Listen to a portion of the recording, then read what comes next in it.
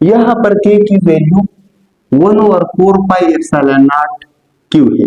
कि कांस्टेंट कहां से डिराइव होते हैं? बिस्मिल्लाहिर्रहमानिर्रहीम। अस्सलाम वालेकुम dear viewers, welcome to the Zia institute of physics. आज की वीडियो में मैं कूलम कांस्टेंट के बारे में आपसे बात करना चाहता हूं। तो ये है कूलम का इक्वेशन।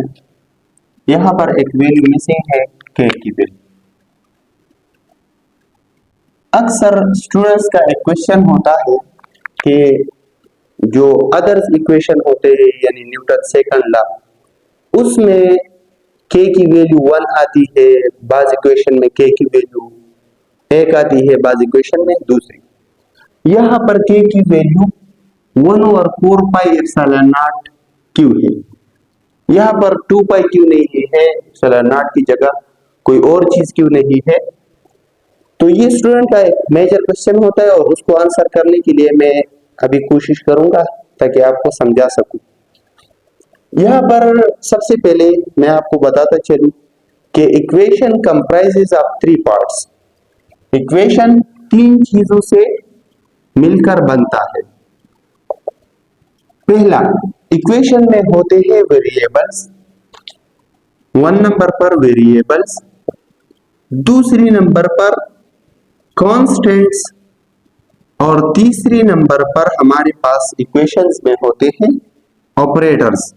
इन तीनों चीजों को मिलाकर बनता है इक्वेशन। तो कूलम्स के इक्वेशन में फॉर एग्जांपल Q1, Q2 और R, Q1, Q2 और R, ये तीनों चीजें क्या है? ये वेरिएबल्स है। और इसकी जगह अगर आप फोर्स भी लगा ले तो फोर्स भी लगा सकते हैं। कांस्टेंट इसमें क्या चीज है? इसमें कांस्टेंट है k। और ऑपरेटर्स यहां पर for example is equal to भी लगा सकते हैं, और मल्टीप्लिकेशन ऑपरेटर और डिवीजन ऑपरेटर, ये तीन चीजें, ये डिवीजन ऑपरेटर है और इन दोनों के दरमियान मल्टीप्लिकेशन ऑपरेटर है, इक्वल भी एक ऑपरेटर है। तो तीन चीजों से मिलकर इक्वेशन बनता है। तो अभी ये चीजें तो आपको समझ आ जाती है कि वेरिएबल और ऑपरेटर, लेकिन इस चीज में अक्सर स्टूडेंट कंफ्यूज हो जाते हैं कि एक इक्वेशन में k की वैल्यू 1 है, दूसरी इक्वेशन में k की वैल्यू दूसरी है। यहां पर k की वैल्यू 1/4πε0 की है। तो सबसे पहले इसके डायसेक्शन की तरफ आते हैं। यहां पर मैं लिख लेता हूं एप्सिलॉन नॉट। एप्सिलॉन नॉट क्या चीज है? तो ये सबको पता है कि ये परमिटिविटी ऑफ फ्री स्पेस है। Permittivity of free space. For example ये एक चार्ज है Q1, दूसरा चार्ज है Q2, ये इनके दरमियान डिस्टेंस है R। अब इन चार्जेस को जिस वेसल में या जिस ट्यूब में, जिस डिवाइस में रखा था, उसके दरमियान यहाँ पर यानी वहां पर कुछ भी मीडियम मौजूद नहीं था। परमिटिविटी पर इंशाल्लाह एक डिटेल वीडियो बनाएंगे। Next video will be on the topic of permittivity. Permittivity is something which resist the field forces और which resist the force between two charges. तो ये तो बात परमिटिविटी की बात तो आपको समझ आ गई, लेकिन यहाँ पर ये 4π क्या चीज है? 4π is the total steradian angle subtended by the surface area of the sphere. For example मैंने आपको पहली भी वीडियोस में बताया था कि all the charges are not necessarily sphere but the point charges are taken as in the shape of sphere. For example this is a point charge and you people know that the total number of steradian angle subtended by the surface area of the sphere are 4π। क्योंकि steradian angle का formula है steradian angle is equal to area divide by r square. Here the area of the sphere is 4π r square divided by r square. So the total number of steradian angle in a sphere becomes equal to the 4π। तो ये है एक point charges और ये एक sphere की शक्ल में है। तो पॉइंट चार्जेस के सेंटर में जो पूरा स्फीयर या पूरा सरफेस एरिया एंगल बनाता है वो बराबर होता है 4 पाई के, और ये मैंने आपको डिटेल में बताया था। अभी क्वेश्चन ये है कि चलो ये तो हम समझ गए कि epsilon not is the permittivity of free space and 4 pi is the steradian angle of the point charge, लेकिन यहाँ पर ये दो क्यों है, इसके अलावा कुछ और क्यों नहीं है? तो इस क्वेश्चन को आंसर करने की तरफ मैं आता हूँ कि कांस्टेंट क्यों लगाए जाते हैं और कहाँ से डिराइव की जाती है। यहाँ पर मैंने 2 चार्जेस रखे Q1 एंड Q2। यहाँ पर Q1 मैग्नीट्यूड है पॉइंट चार्ज का, Q2 मैग्नीट्यूड है दूसरे पॉइंट चार्ज का, इनके दरमियान जो डिस्टेंस है वो R है। तो जब इसको आप इक्वेशन में पुट करते हैं तो इक्वेशन के लेफ्ट साइड और राइट साइड में कुछ कमी आ जाती है, और उस कमी को पूरा करने के लिए हम एक कांस्टेंट लगाते हैं। F is equal to Q1 Q2 divide by R square.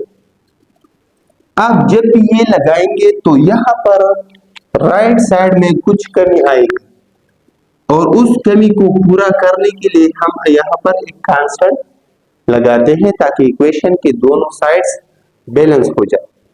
लेकिन ये कांस्टेंट में जो पैरामीटर्स होते हैं ये कहाँ से आते हैं? तो इस पॉइंट को समझाने के लिए मैं आपको बताता चलूं, कांस्टेंट में जो पैरामीटर मौजूद हो तो ये डिपेंडेंसी फैक्टर से आते हैं। किस चीज से? Dependency factors. For example coulomb जब एक्सपेरिमेंट कर रहा था तो उसके साथ कुछ डिपेंडेंसी फैक्टर थे। पहला dependency factor the magnitude of charges, दूसरा dependency factor the distance between them. 2 dependency factors ऐसे थे जो उसने नहीं लगाए थे।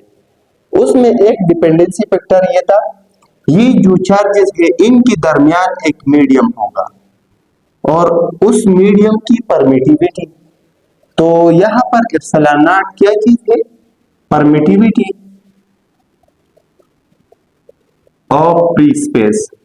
And the fourth factor was steradian angle of the charge या द स्फीयर। की तरफ आता हूं, हाउ कांस्टेंट्स आर डिराइव्ड।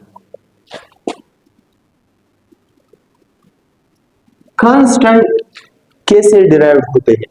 तो constant are derived by the dependency factor of equation. यहां पर एक चीज है डिपेंडेंसी फैक्टर्स। फॉर एग्जांपल आप जो भी एक्सपेरिमेंट कर रहे हैं, बाज औकात हम लेते हैं एयर रेजिस्टेंस को आपने निगलेक्ट किया, आपने टेम्परेचर को कांस्टेंट ले लिया, तो इक्वेशन में जो कांस्टेंट होते हैं वो डिपेंडेंसी फैक्टर्स से डिराइव्ड होते हैं। फॉर एग्जांपल यहां पर डिपेंडेंसी फैक्टर्स कौन कौन से थे इस एक्सपेरिमेंट में?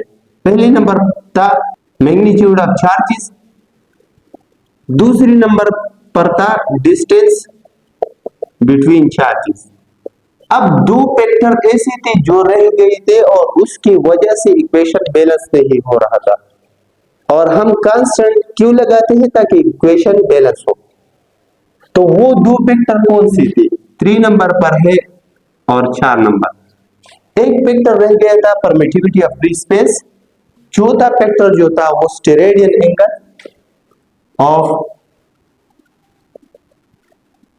एंगल ऑफ स्फीयर, क्योंकि चार्जेस जो होते हैं वो स्फेरिकल होते हैं और वो स्फीयर जो स्टेरेडियन एंगल बनाता है वो 4 पाई के बराबर है। तो परमिटिविटी ऑफ फ्री स्पेस को हमने कांस्टेंट लिया और वो है कांस्टेंट एप्सिलॉन नॉट, और यहाँ पर 4 पाई इज आल्सो कांस्टेंट। इसको लगाने के बाद आपका इक्वेशन बैलेंस हो जाता है। कांस्टेंट का जो फंक्शन है, मेन फंक्शन, कांस्टेंट को क्यों लगाते हैं? कांस्टेंट को इसलिए लगाते हैं कि इक्वेशन का राइट साइड और लेफ्ट साइड वो बैलेंस हो जाए। अगर आप कांस्टेंट नहीं लगाएंगे तो राइट साइड और लेफ्ट साइड कभी भी बैलेंस नहीं होगी। How the constant are derived? तो कांस्टेंट किस तरह डिराइव्ड होते हैं? Constant are derived by the dependency factors. तो दो डिपेंडेंसी फैक्टर जो थे वो वेरिएबल फॉर्म में थे, दो डिपेंडेंसी फैक्टर्स जो थे वो कांस्टेंट फॉर्म में थे, और उसको हमने फिर बाद में k की वैल्यू में लगा लिया। तो k की वैल्यू बन गई k is equal to 1/4 pi epsilon naught. इंशाल्लाह परमिटिविटी पर एक डिटेल वीडियो बनाएंगे इंशाल्लाह।